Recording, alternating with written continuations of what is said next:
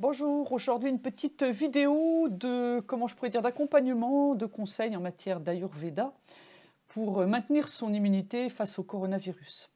J'ai une amie médecin Ayurveda, le docteur Dara Barai à Jamnagar, où je suis allée pendant 3 mois étudier la médecine ayurvédique, qui a fait une petite vidéo qui m'a inspirée. Je lui ai dit, écoute, je vais faire une traduction, peut-être j'y rajouterai quelques parties, mais je fais essentiellement une traduction de ce qu'elle a, elle, diffusé pour aider ses compatriotes face au coronavirus. Le premier point qu'elle soulève et qui est vraiment un point important, c'est que bien évidemment, l'ensemble de la planète, l'ensemble des pays, l'ensemble des habitants de la planète, toutes couleurs de peau confondues, pas de différenciation de sexe ou d'âge, on est tous concernés et on est tous touchés. Donc c'est vraiment le temps d'un saut de conscience, de se rendre compte à quel point nous sommes tous liés, à quel point nous ne faisons qu'un seul corps, qu'un seul cœur et qu'un seul souffle. Voilà, et c'est pas pour rien que le coronavirus vient sur des problèmes de capacité respiratoire. Donc ça, c'est le premier point qu'elle soulève avec, bon, les Indiens sont plus, entre guillemets, attachés à la spiritualité que d'autres pays, mais voilà, c'est le message qu'elle fait passer. Le deuxième message, c'est que c'est un virus qui vient avec, sur les 5 éléments que sont l'eau, l'air, la terre, le feu et l'éther, 2 des éléments concernent le virus, c'est l'eau, Jala, et c'est l'air, Vayu. Et ça, c'est à l'intérieur de nous, et nous sommes tous concernés par ces 2 éléments. 80% du corps humain, en tout cas pour les personnes avec une moyenne d'âge de 40 ans, ont 80% de leur corps fait d'eau. Chez les enfants, c'est un peu plus, mais voilà.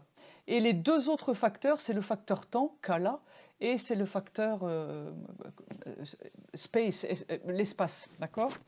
Donc voilà, à l'échelle de la planète, tout le monde est concerné. On entend énormément d'informations, donc soyez vigilants parce que vous n'avez qu'une partie de l'information, ou l'information est fausse, et que dans la façon dont vous vous nourrissez, c'est aussi ce que vous voyez et ce que vous entendez. Donc évitez d'entendre des choses qui sont anxiogènes ou qui risquent de vous mettre dans des états de peur, de crainte.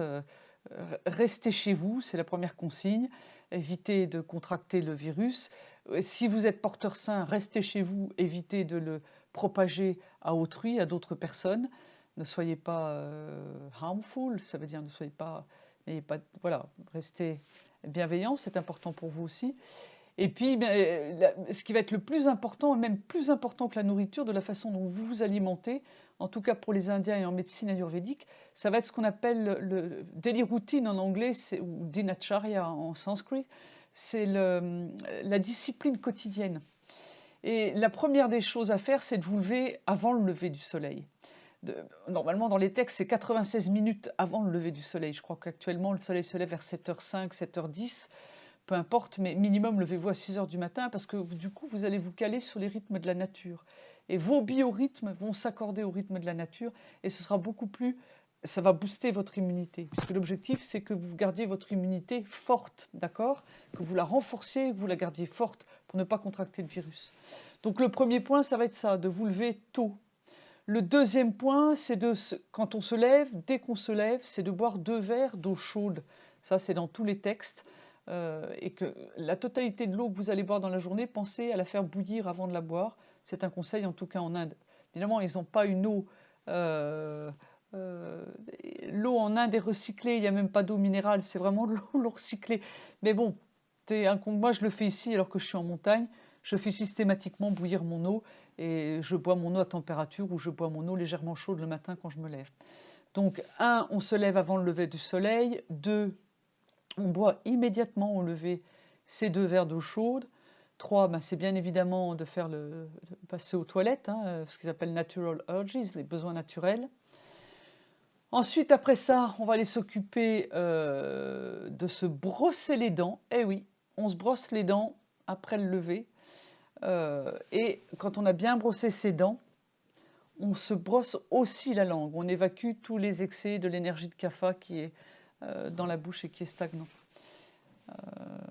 Ensuite, après ça, eh bien, on va faire des gargarismes.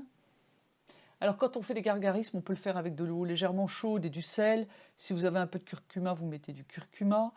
Quand vous faites un gargarisme, ce qui est important, c'est que vous devez attendre, vous devez faire votre gargarisme jusqu'à ce que la glotte descende et remonte. Et vous allez sentir ça. Pourquoi? Parce qu'en fait, quand on fait le gargarisme, on va chercher une énergie qui a besoin d'être évacuée du corps. La glotte va attraper cette énergie, et quand elle remonte, elle est prête à être libérée, et vous recrachez.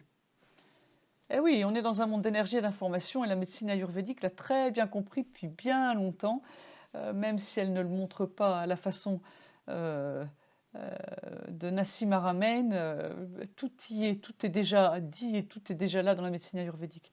Donc vous vous rappelez, parce que je ferai une deuxième vidéo pour la suite de ce qu'on appelle la discipline quotidienne, il y a quand même plus de 12 points à respecter.